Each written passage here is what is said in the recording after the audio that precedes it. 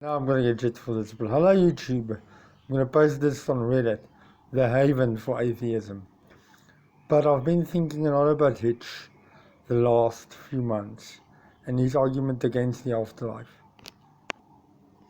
which I will quote in saying this. Imagine being at a party and somebody tapping you on the shoulder and then being told you have to leave. Bad enough, it's quite a good party, you enjoyed. Now imagine getting tapped on the shoulder, being at the party and told you're never gonna leave. End quote. First of all, that sounds very appealing. It makes the afterlife sound very great, as well as immortality.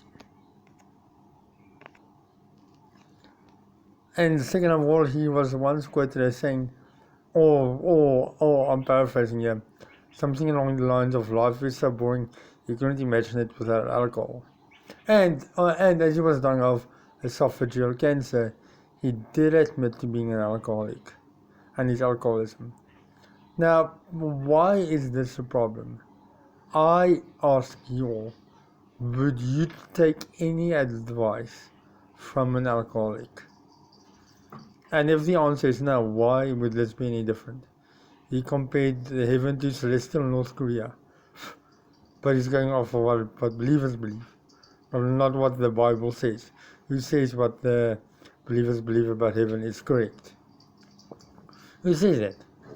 Wasn't he arguing against what it says in the Bible?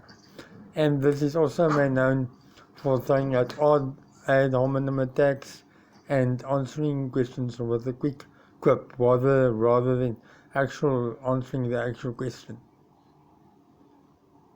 Just thoughts on the guy. I don't get why he's so hyped.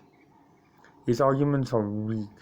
Even a YouTuber called Missing the Mark has talked about his weak arguments. He said, follow any one of his arguments through to its logical conclusion, like the party argument. You'll see it makes no sense. It makes the afterlife look even more appealing than what it actually could be. YouTuber Savannah Brown, an author, I haven't actually read any of her books, has stated life is like a really great TV show that you really get into, but you're never going to find out what the ending is like. That's what most people think about death. Oh, and another thing I've been meaning to say. You would think that our secularization of life and death would make death more scary, but yet the suicide rate globally is climbing. It seems counterintuitive.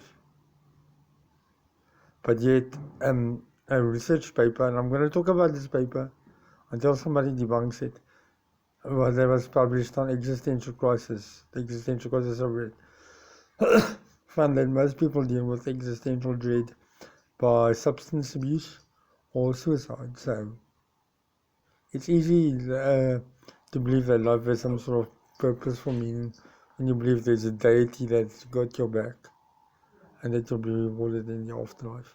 Just some thoughts on it, by the way. I know I'm on a tangent there at the end, but just my thoughts on